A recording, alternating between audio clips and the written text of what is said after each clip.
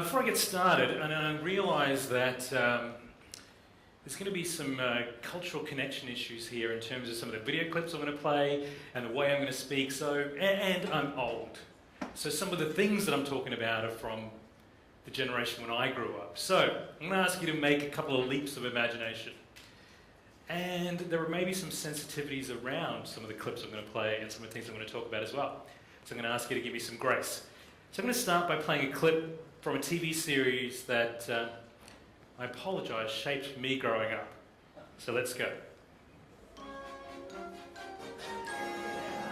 So, I realized that being with my family is more important than being cool. Dad, what you just said was powerfully uncool. You know what the song says? It's hip to be square. That song is so lame. So lame that it's cool. No. Am I cool, kids? No. Good, I'm glad. And that's what makes me cool. Not caring, right? No. Well, how the hell do you be cool? I feel like we've tried everything here. Wait, Marge. Maybe if you're truly cool, you don't need to be told you're cool. Sure you do. How else would you know?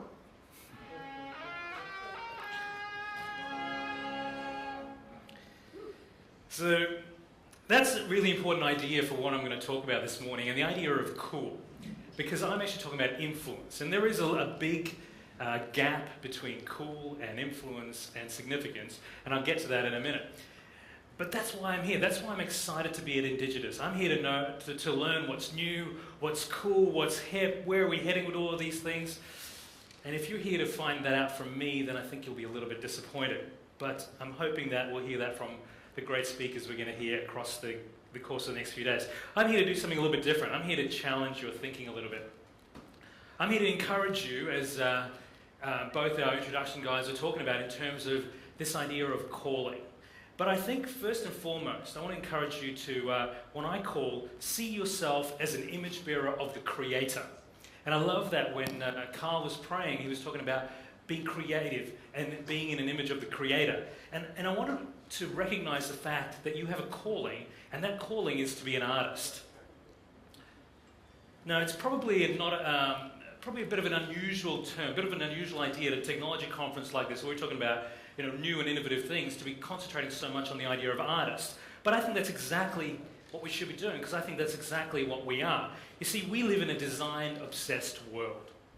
And it's not good enough just to have a good idea anymore. You need to bring that idea to life in a way that captures the imagination. A beautiful product stands out. Design is the new global language. And really, the most interesting innovators out there are the ones that aren't pushing an agenda first, aren't the ones that are trying to share information first. It's the ones who are artists first. Yesterday, I had the privilege of walking around Kowloon, and I don't know Hong Kong very well, so I was just kind of wandering around, and I had and I was surrounded by some of the biggest brands in the world. And I was walking down this little side lane off Granville Road, and I found some really hip stores. And I thought, man, these stores could be right in any boutique in New York City. Design culture has translated the world. You can see how things are moving around the world and are finding resonance everywhere we go. And that's the culture in which we're going to communicate. So as Christians in this space, we've got to realize that if we're leading by agenda first, if we're leading by information first, we're missing a really important international global dialogue, and that is design leads. And that's why I want you to see yourself as artists. Artists are people who have a story to tell. And in this digital age, it's one of the most important tools that we're going to have. Artists using elegant processes to design beautiful products. So in a group like this, where we're Christians and we're gathering together to discuss this digital age, I want to encourage you guys to think of yourselves as artists made in the image of the Creator, and think of yourselves as we are handmade for faith and culture. And I'll get back to that idea a few times, handmade for faith and culture. So my topic this morning is about influencing culture.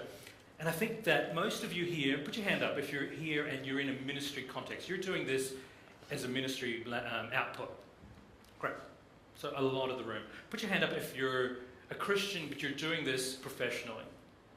So you're doing this job professionally. You're a student, you're studying, you're doing this job professionally.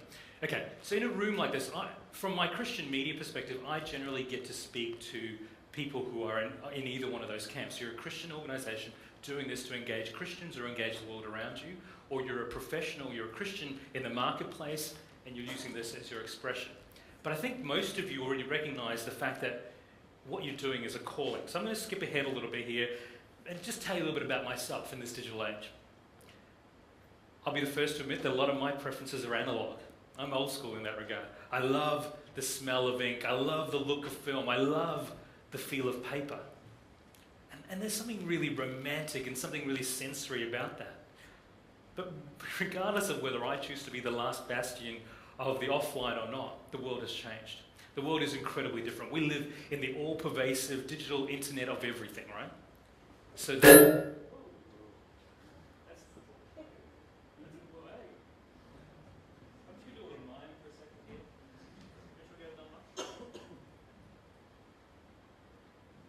I love it. Good technology works well.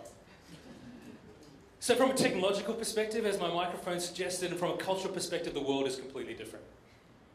So at the same time, from a Christian perspective, I want to challenge us to think.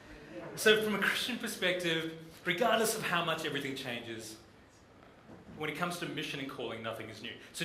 So I presume everybody's got a Bible on their device, right? So turn with me to Ecclesiastes. And Ecclesiastes 1:9. It says, "What was will be again, what happened will happen again. Nothing is new on earth. Year after year, it's the same old thing. Does someone call, hey, it's new? Don't get excited, it's the same old story." What the writer of Ecclesiastes is saying is that regardless of what we consider progress, in the big scheme of things, we're working within the grand plan of the Creator. Earlier in that verse, it says that one generation goes away, the next one arrives, but nothing changes. It's business as usual for business as usual for planet Earth.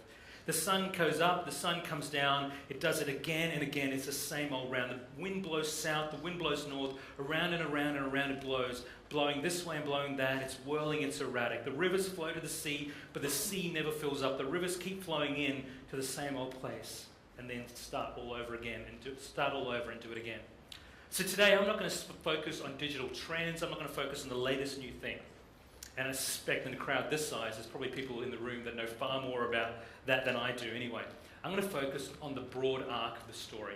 I want to focus on what it means for us as active and engaged people, as a body of believers, to be able to move forward together. So I'm going to return to that idea of cultural influence for a second, in a second. But first I want to touch on the idea of context.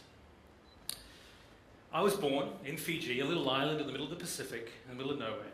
So I was born in a context very far away from major global centres like Hong Kong.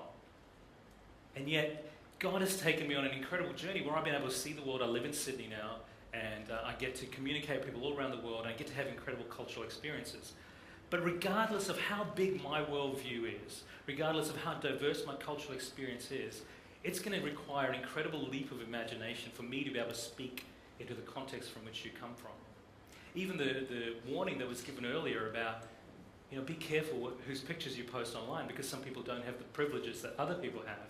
That's a different cultural paradigm from that I come from. But I think that when it comes to context, we can learn from each other.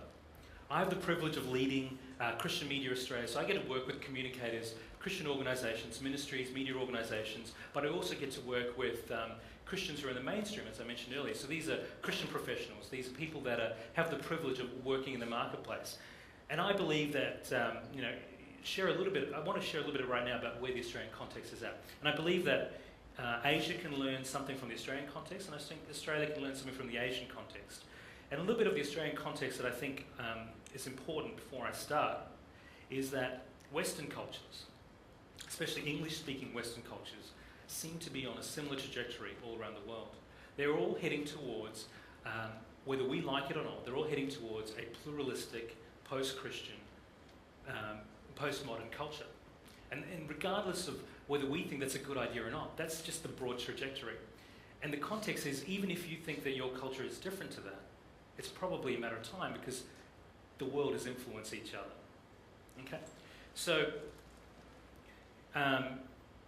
Australia is probably not as far down that road as, say, the UK or Europe is. It's probably a bit further down the road than the US is. But in Australia right now, we have a lot of large churches. I'm sure many of you may have heard of Hillsong or large churches like that. We have large ministry movements. We have... hello? Someone's trying to get in. We have Christian leaders within the public sphere that profess their faith, both in Parliament and lots of different ways. But on the whole, Australia seems to be losing this idea of we have a Christian backstory, or we have a Christian avenue to communicate with the culture around us. And I think I want to point out here is that I don't blame culture for that. I blame Christian leaders for that. I think Christian leaders over time in the Western cultures that I'm talking about have got to a point where we've forgotten how to identify our faith from trying to gain political, social, or financial advantage. And the world around us has seen that and has become skeptical to that. So we need to be careful as we have this discussion about cultural influence in terms of where we want to go.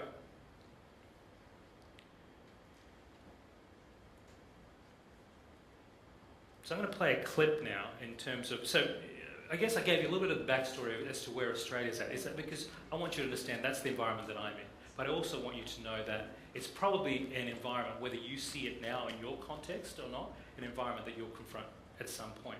So even if you are in a pre-Christian environment, you'll understand that from a post-Christian perspective, and for post-Christian I mean that Christianity is no longer a dominant paradigm in the cultures that we live in, you'll face a lot of the similar truths, a lot of the similar conflicts that everyone else faces.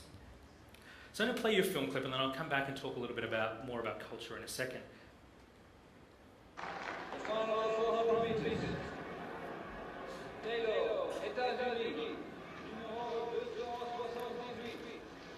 Good luck. Don't expect I'll see you till after the race.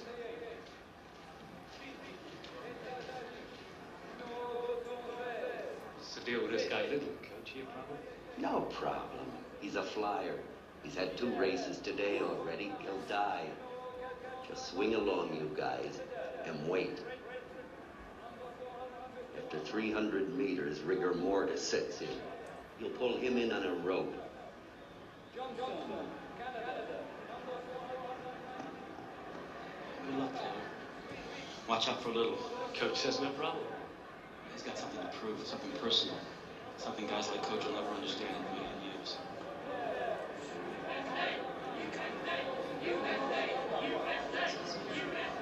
Jimmy!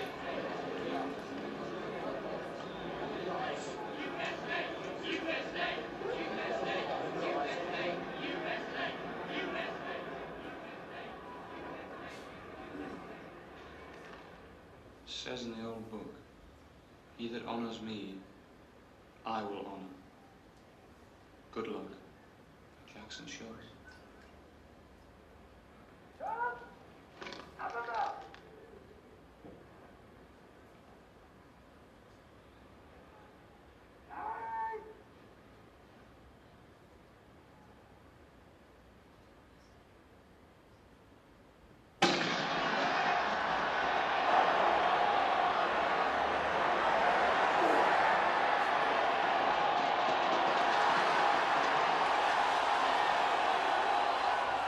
So where does the power come from to see the race to its end?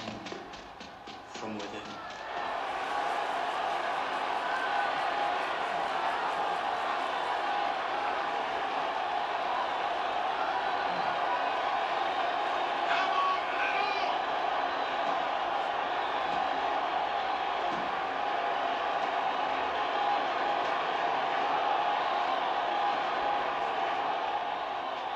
Jenny, I believe God made me for a purpose.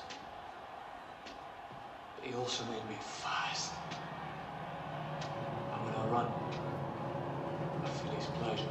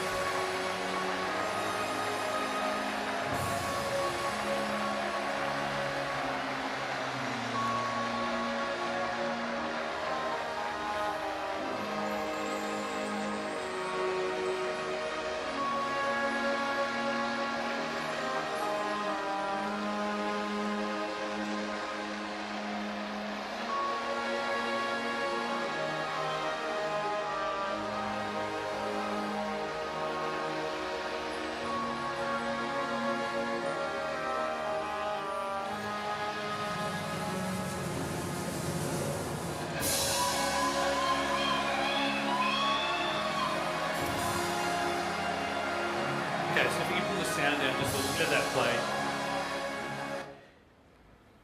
Or finish.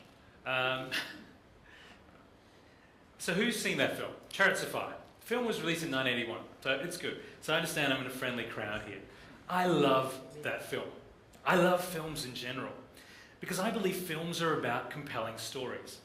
And I think that's what this idea of being an artist is all about. It's about telling your story. From our very beginnings, human beings have always shared stories. From cave paintings to the great myths, we inherently wanted to share information and share meaning. One of my earliest memories was when I was 8 years old and I was in Fiji still, and the movie E.T. came out. It probably came out many years earlier, but by the time it got to Fiji, it was maybe a good decade later. But I remember the first time I saw it, I was just as much mesmerized as I was terrified, and I knew at that moment I wanted to be part of making that magic. And that's the media that was the dominant paradigm in my time. So from the Greek myths to E.T. to the stories of today, our imaginations have always been captured and moved by stories. In Chariots of Fire, which is a masterpiece by director Hugh Hudson, this is not only a classic film, but it's a deeply resonant spiritual message. For those of you who don't know the film, and there was a few hands that didn't go up, it's a story of two British athletes that ran in the 1924 Olympics in Paris. There was Eric Liddell, who's a Scottish Christian, and Harold Abrahams, who was Jewish. And the film covers two narratives, two particular angles, two threads. There's Harold Abraham's story when he struggled to overcome prejudice, and Eric Liddell's story, which is his struggle to balance his faith and what he thinks God wants him to do with being a great athlete. And the story comes together, these two runners come together at an interesting, a critical time in the film. It's the pre-Olympics and they're racing. And Liddell beats Harold Abrahams. And we learn something about the character of our two heroes at this point. See, Harold Abraham is demoralized. He's lost in a pre-Olympic race. And we learn what drives him. He says, if I run to win. If I can't win, I won't run. So he suddenly realized that the thing that's motivating Harold Abrahams is that he finds his identity in what he does. And that's a really important lesson for us as well. The other point is Eric Liddell, who is the son of missionaries, his family was doing mission work in China. His challenge is that he's confronted by his sister at some point when she says to Eric, you should forget about this athletic thing. It's frivolous. You should go to China and continue the family tradition into mission work. And Eric replies, as it says on the screen there, I believe that God made me for a purpose, but he also made me fast. And when I run, I feel his pleasure. So I won't ruin too much of the story for you, but the film, at that point, both athletes qualify for the Olympics and they're on the boat to Paris. Eric Liddell finds out that while they're on the boat, that his heats, the 100 200 heats, are going to be on a Sunday. So he's confronted by this issue. He believes that it'll be against God's law for him to run on a Sunday. So he's got to choose with his religious conviction or put his national pride first. And not even the Prince of Wales can talk him out of that. As they arrive in Paris, the tension grows, and Eric has to sort of stand up for his Christian belief, even though everyone around him, including his royalty around him, is saying you're letting your country down. Finally, the tension is broken when one of the other athletes on the English team offers Eric his place in the 400-metre final, and that's what we just saw there. Eric Liddell is setting to run the race at the Olympic final for a race he didn't necessarily train for, but because he only got into by the sacrifice of another. But he always had a conviction of his calling, and now this is his chance to do what he feels God has made him, God has called him to do, and do it in the biggest setting that he possibly can. There's an interesting little dialogue that happens by the two American runners at that point, where one of the strappers or one of the helpers that comes up and he says, watch out for Liddell. And the runner says, Coach says no problem. And then the strapper says, he's got something to prove, something personal, something guys like Coach will never understand. So that's my question right here, right now. What makes this thing personal for you? When it comes to considering how we're going to influence culture in the digital age, we must first understand our own nature. And for those of you that are in ministry already, it's understanding how do you communicate that with others as well? How do you communicate that with young Christians or the world in which you live in to say, hey, there's something about your nature, your calling that needs to come into this. So let me ask you again, what's driving you? Where do you find your identity? What's your purpose? What makes this personal for you? What will you trade your soul for? In Matthew 16, it says, Jesus went to work on his disciples. Anyone who intends to come with me has to let me lead. You're not in the driver's seat, I am. Don't run from suffering, embrace it. Follow me and I will show you how. Self-help is no help at all. Self-sacrifice is the way, my way, to finding yourself, your true self. What kind of deal is it if you gain everything but you lose yourself? What could you ever trade your soul for?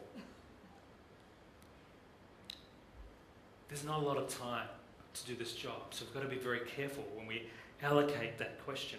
What would you trade your soul for? We've got one chance at this. So we've often got caught, we get caught up in this whole idea of change as well. So we live in a digital paradigm, we see culture moving forward, and we think that change is something new. But change is something that's always confronted humanity. It's been the constant drumbeat of progress. We've faced great technological leaps, great cultural leaps before, but the calling has always been the same. And this time, as we look at digital media, the calling is the same as it always been in history. There has always been the tension for believers, for people of faith, to find effective ways to engage when culture leaps forward. But the calling has always been, how do you share Jesus with a lost and fallen world? Now I'm going to jump ahead a little bit here because I want to actually get to the Q&A section later on. Now I get to lead a community in Australia that looks after Christians in the creative industries, a community called SPARQ. And the basis of our gatherings together is found in the verse in Exodus 28 verses 2 and 3. God is giving instructions about establishing the priesthood. And he says to the people he's calling there, do what you're doing for glory and for beauty. Actually, let's read that. That's in Exodus. Sorry, it's not there. But basically, it's Exodus 28 verses 2 and 3. And God's giving instructions about establishing the priesthood. And he says, create garments for Aaron and create them for glory and for beauty. So it's basically giving instructions to the gifted artisans, the most creative people in the land at the time, to use the most prevalent, the most innovative technology of the time to create worship, items of worship. And he says, do it for glory and for beauty. And that's the idea of SPARQ. We're trying to encourage Christians in the creative industries, that's media, arts, design, and entertainment, to realise that what they're doing has to have an intentionality about it. The for glory part relates to the fact that whatever we do, we're doing it for God's glory. And the for beauty part reflects the transformative nature of the work. That what we do needs to be of such beauty that it reflects God's glory, and that when people see it, their lives are changed. When people engage with us, their worlds are changed. So that's a little bit about SPARQ. So let me go, this is the whole idea of future. There's a quote by John Shah that says, the future is not a place that we are going, but it is a place that we are creating. The paths are not to be found, but they are to be made. The activity of making them changes both the maker and the final destination. So let's tie back a couple of the ideas that we're talking about. Calling, identity, the for glory and for beauty, the intentionality and the transformative idea.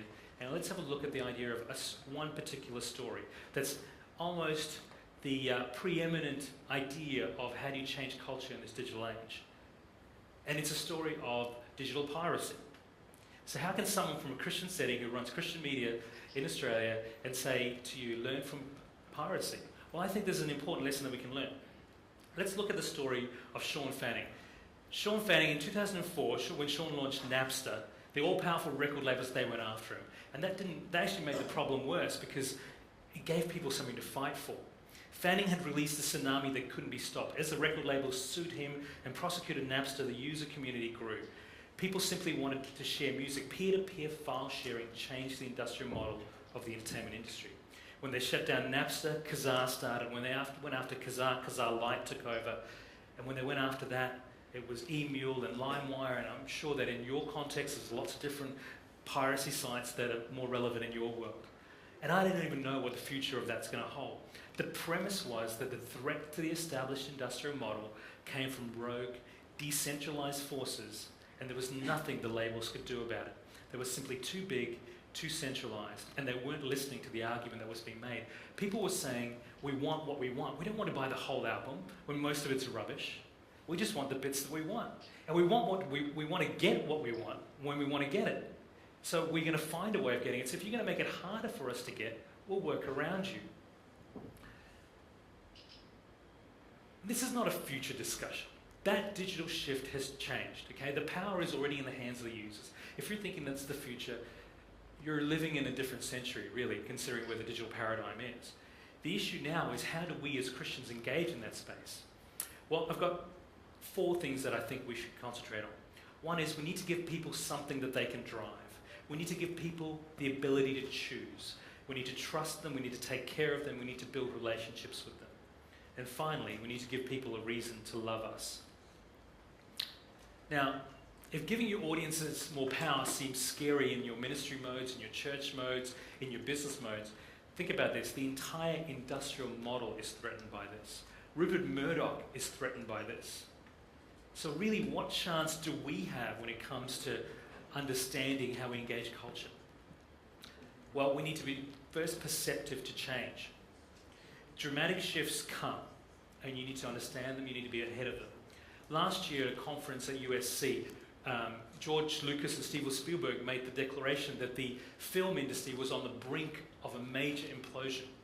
And on the other side of that, the film industry came out and said, hey, this is the reason why Lucas is wrong. This is the reason why Spielberg is wrong. I say to you, if George Lucas and Steven Spielberg have a concern about something, it's something we should listen about. As Christians, we need to be perceptive, we need to be ahead of the curve. So the chance that we have, well, we can be demoralized. But I think this is a once-in-a-generation, fantastic opportunity because we have a level playing field.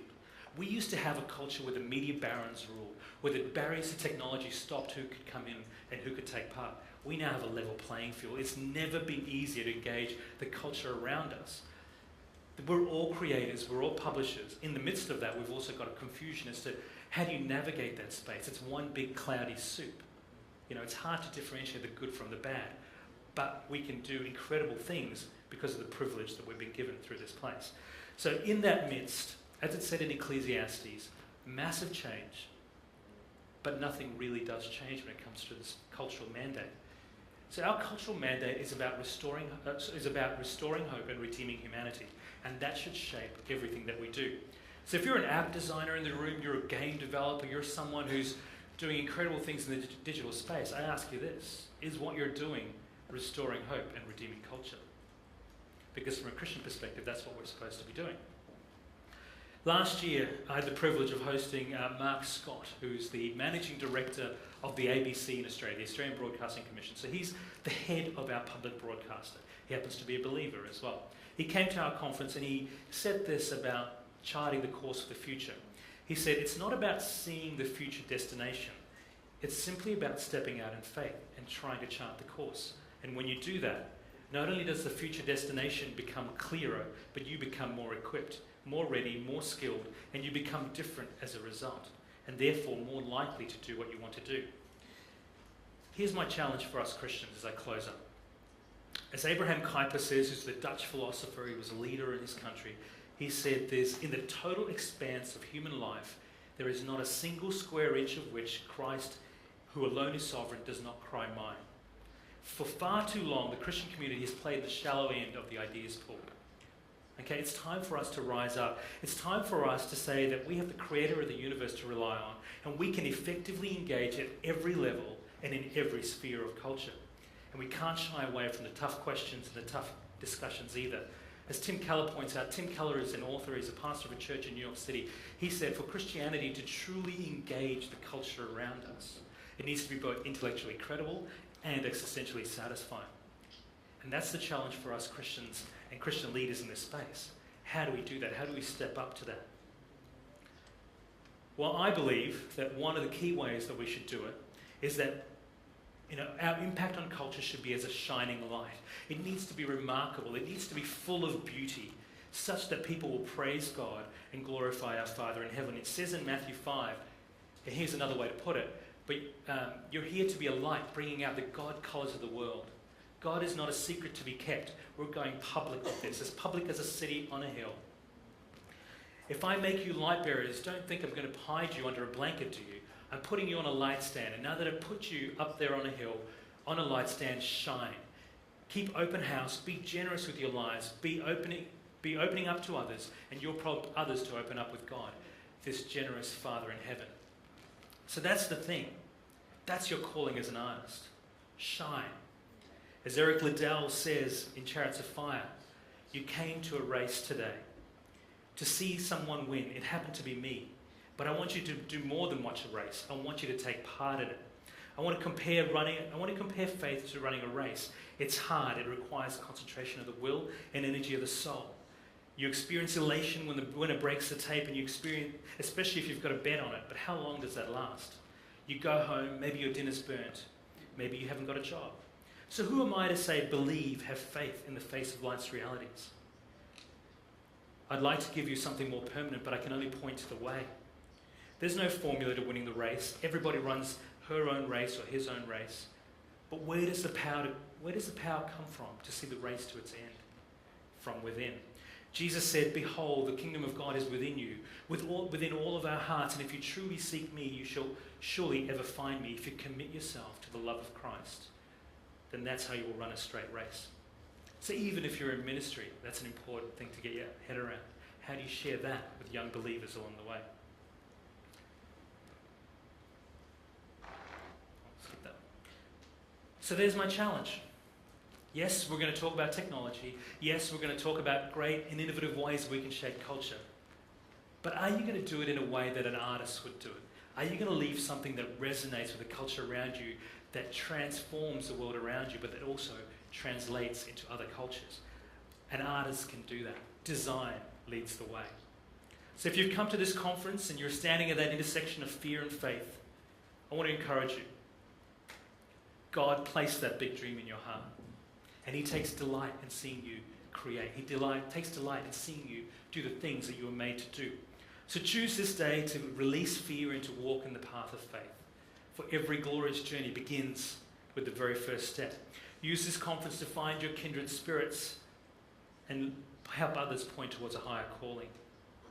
God takes pleasure in seeing you create. He takes pleasure in seeing the good and great things that you can do for him in this digital world. But it's important to keep your motivation focused on him. If you can remember this through the conference and through your digital adventures, that you are artists, I think you have a very good chance of creating work that goes a long way to capturing people's hearts, minds, and imaginations. And that's what cultural engagement is all about. We are artists made in the image of the Creator. We are handmade for faith and culture. Thank you.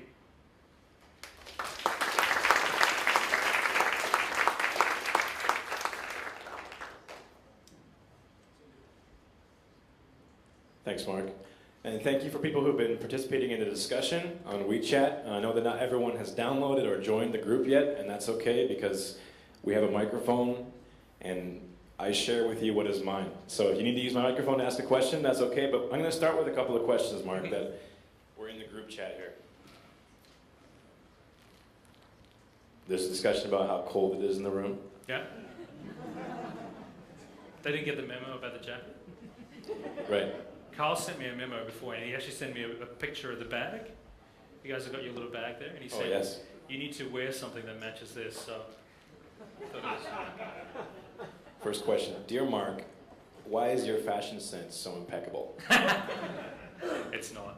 My wife dresses me. The first question is by MW. He says, what are 3 mistakes Christians make as they start engaging culture? I think it's, like I said earlier, you're so passionate about changing something because you have a calling and you want to lead with that first. You want to share information first. You want to share an agenda first. So I think the biggest mistake is we're leading with the wrong thing. We need to lead with the idea and the story first and bring all of the rest of that stuff with us. If all you've got is information, if all you've got is an agenda, I actually think you're going to turn culture off. Nobody knocks on your door and says, hey, believe this, believe this, believe this, and we go, hey, I want to be part of that conversation. People start slowly and warm up to that. It's one. I think there's probably 3 in there.